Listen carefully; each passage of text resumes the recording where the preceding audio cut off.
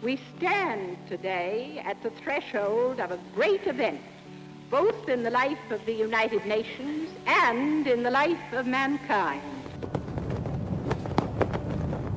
No Kenyan should be abused, should be,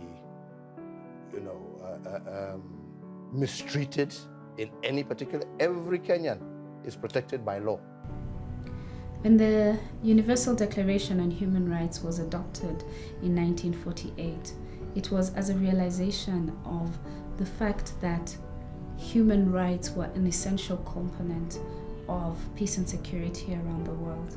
The powerful text, it provides a very powerful vision that still resonates with the human rights concerns and issues that we live and witness across the globe.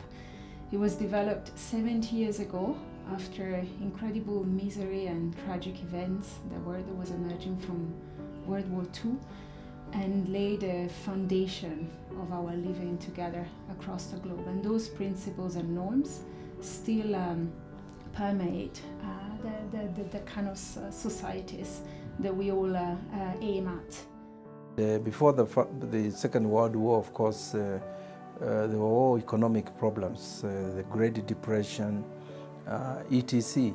And this particular declaration also was about the atrocities of that war, Second World War. It is from the Universal Declaration that a lot of the other human rights instruments which have been ratified within our different nations, Kenya included, is based on. And so it is important because it was the first platform for collective consensus on what humanity should strive for.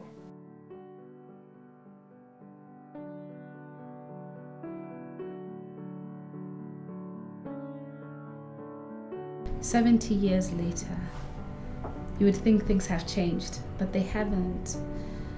We may not have wars on the scale that they had back then, but you still have people suffering with impoverishment and conflict and a lack of protection of their rights and a lack of access to basic amenities." 70 years back, these people already had a beautiful vision of how we should treat each other. They were informed by the fact that they had just come from calamity, so they saw what difference and making distinctions can do. It can make it so easy for you to kill somebody who has the same blood. All of us have human blood. So it set norms that guide everybody across the globe. And the first one is equality before the law, equal in dignity. And that is something that we are still striving to achieve to date. To do an audit on human rights, where is it that Kenya stands in right now? Because it actually tells us that we are from here, we are not where we need to go, where we need to be, but we are in the process. I mean, it's a fantastic framework that actually can serve not only for social accountability, but as a framework that a lot of countries can actually adopt. In a world that discriminates based on an identity, because identity has nothing to do with education, identity has nothing to do with access to healthcare, identity has nothing to do with administrative redress, administrative action. It has nothing to do with that. So when you look at it in broad like that, it just does not make sense. It doesn't make sense that you're not going to educate someone because you don't like how they present. It's interesting that not everyone gets to enjoy human rights because people and governments benefit from the oppression of other people. I think the things that make it not work,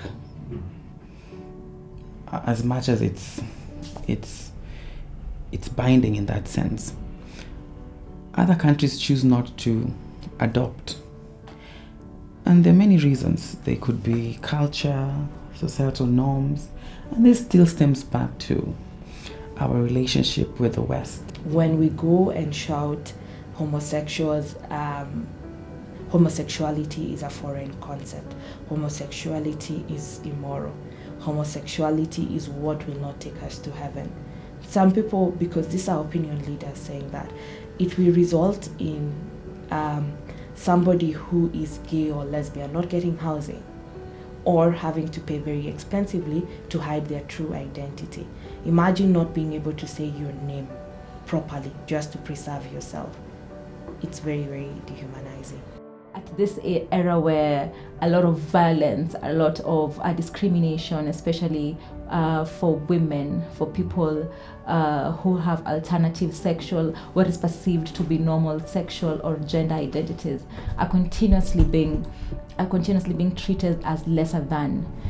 I think it's important to remind people of the universality of human rights, and it's important to remind people that everyone is born equal in dignity and in rights. I honestly think like this is the time to keep reminding people and keep reminding governments that the declarations that their countries have signed on continue to exist and continue to be important to be adhered to. The fact that there exists a platform, there exist mechanisms, does not necessarily always translate 100% to the implementation of those mechanisms. And so to date, a lot of people still do not have access to these rights for various reasons. And those reasons are centered around power and the imbalance of power. And so you find that in a lot of countries in which the people are empowered to make decisions, to contribute to the decision making in the country, there tends to be more access because there's more accountability.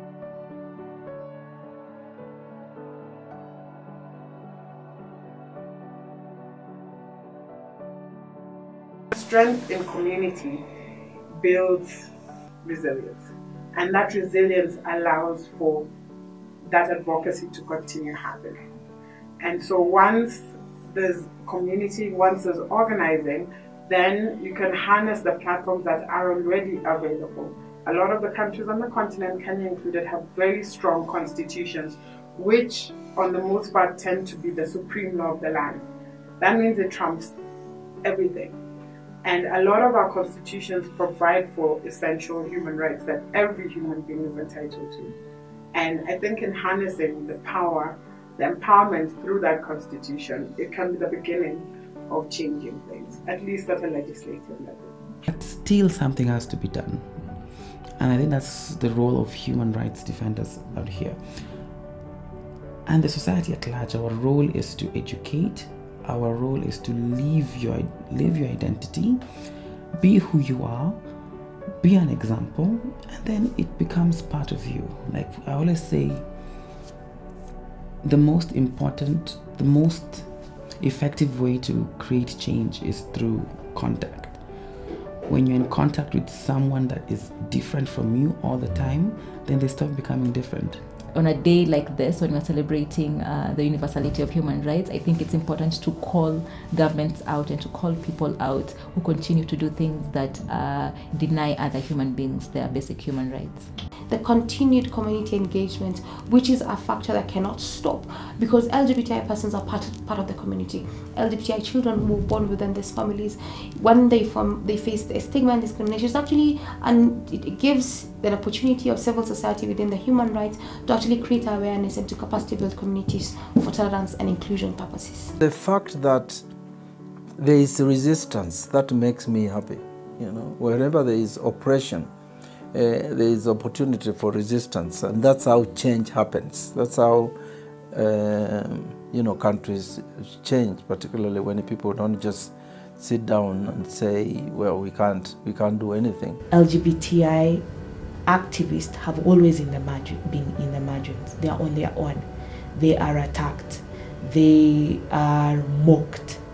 And sometimes they do not get even the proper protections, even from human rights institutions and other human rights defenders. I want to tell them not to give up, because ultimately what they are doing is right, what they are doing is needed, what they are doing will bear fruit. Even if not now, but for generations to come, there will be differences. We not only owe it to ourselves, but we owe it to our children and our children's children.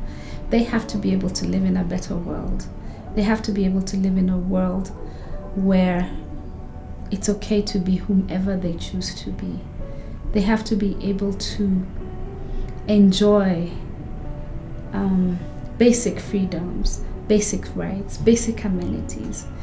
And so we can't give up. It's hard, it's tough, but we must keep pushing boundaries, we must keep innovating, and we must remain determined to have a better future.